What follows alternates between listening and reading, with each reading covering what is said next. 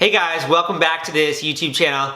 If it's your first time tuning in, my name is Salvador Brinkman, and on this channel we talk about crowdfunding and raising money for a variety of causes. With this video, I want to discuss GoFundMe, and more specifically, how GoFundMe works. If you're unfamiliar, GoFundMe is one of the top personal crowdfunding websites out there. At the time I'm recording this video, they've enabled campaigners to raise over $3 billion using their website, which is a staggering sum. I also wrote an Amazon ebook on personal crowdfunding, how to raise money for a variety of causes, including vacation costs, traveling costs, education-related costs, and also need-based fundraising in terms of medical expenses and memorial funds. There are actually a lot more topics that you can raise money for using GoFundMe, and I talk about all of that in my Amazon ebook, Crowdfunding Personal Expenses, along with my strategy as to how to do that. So I will link it up in the YouTube video and also in the description of this YouTube video. That being said, let's jump right now into GoFundMe. The first thing I would like to say is that yes, you can use GoFundMe to raise money for a variety of causes. The ones that I mentioned before, but also anything that is personal to you in your own life. You can also launch a campaign to raise money for another individual. In fact, when there were horrific events like the Boston bombings, many people reached out to these victims and launched campaigns on their behalf. This is how a lot of people have rallied around GoFundMe campaigns. People around the world have decided to give money because they empathized with that horrific event and they decided to pool funds together to help that individual. At the same time, there are GoFundMe campaigns that are launched every single day that don't command that sort of attention. In fact, the average raise on GoFundMe is about $1,000, and most of these funds are contributed by the friends, the second-degree connections, and the local community of the person who launched the campaign. I throw that out there to give you more of a realistic expectation when it comes to raising money on GoFundMe. So let's talk about the platform. What do you actually get? Well, when you sign up for GoFundMe, which is free, you'll be able to launch a campaign. You'll be able to upload a photo or a video of you, which sort of describes your pitch and who you are. After that, you have a campaign section where you'll go more in depth into why you need this money, what you're gonna be using the money for, etc. And that's pretty much all you need. You can then send that campaign to friends and family. They can donate money. They can leave comments on that campaign. You'll get notifications when new donations come in. And at any point in time, you can withdraw the funds that have been collected. One of the major differences between GoFundMe and other personal crowdfunding websites is that you actually don't need to set a duration during which you're raising funds. What I mean by that is you can launch a campaign and it can be an ongoing fundraiser. You can be raising money pretty much until you decide to stop. You can just continue to have donations pour in. You can continue to promote that fundraiser and you can have it live as long as you like. The other restriction here though is you must set a fundraising goal. You must have a target that you are trying to reach. I would actually recommend setting that goal as low as possible, really only the amount that you need.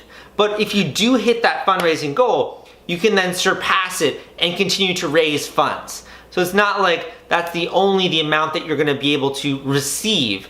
People can decide to keep pledging even after you have hit that goal. These are the main constraints of a GoFundMe campaign, but there are some costs associated. When you actually do end up raising money, you're going to have to pay a 5% platform fee to GoFundMe. That basically goes to their website, their maintenance costs, providing this for all of these users. That's a lot of things to actually do. So the 5% fee is going to go towards them, and then there is a 3% transaction cost where whenever you're sending money online, there is some kind of a fee associated. So in total, if you do successfully raise money using GoFundMe, it's gonna be about 8% of those funds are gonna go to costs and fees, which is actually not that bad of a bargain. If you were to set up your own fundraiser, if you're a web developer or something, that's gonna take your time, that's gonna take your energy and money anyway. So I do think it's actually kind of a good relationship there. The last thing I'm gonna say about GoFundMe is there is actually a strategy for raising money on this website and other personal crowdfunding websites like this. There's a strategy for engaging your own network. There's a strategy for engaging other networks, how to set up the best possible campaign so that if 1,000 people come, instead of only 50 people giving, 100 people decide to give, or obviously, hopefully more. There is a strategy that you can go through and follow in order to set up the best possible campaign. I outline way more of that strategy in my Amazon ebook, Crowdfunding Personal Expenses. You can also check that out at crowdfundingpersonalexpenses.com, along with some of my free videos and free content. I'll also be linking to, in the description of this YouTube video, a video I did that shares a bit of a secret surrounding GoFundMe. So if you want to check that out, go and check out the description of this YouTube video. The final announcement here, I know I've said a lot, is GoFundMe recently announced that they're launching a guarantee program. Basically, the guarantee is if you're donating to a campaign on GoFundMe and you donate and say the campaign for misuse or they abuse your funds in some way, GoFundMe is willing to refund upwards of $1,000 of your donation. That sets them, I haven't heard of any other personal crowdfunding websites that are willing to do that. So that's actually a very big point. The other guarantee is if you are a person in need and someone else, a campaign organizer, has decided to launch a campaign on your behalf, if they fail to give the money to you, GoFundMe is willing to compensate you for up to $25,000 up to the amount. So if they raise, say $30,000 for you, they didn't give any of that money, GoFundMe will compensate upwards of $25,000. I'll also link to that guarantee so you can check it out in the description of this YouTube video. I hope that this video was helpful for you. If you are in need or even just raising money for education related costs, I hope that some of these tips and this breakdown of how GoFundMe worked is helpful for you.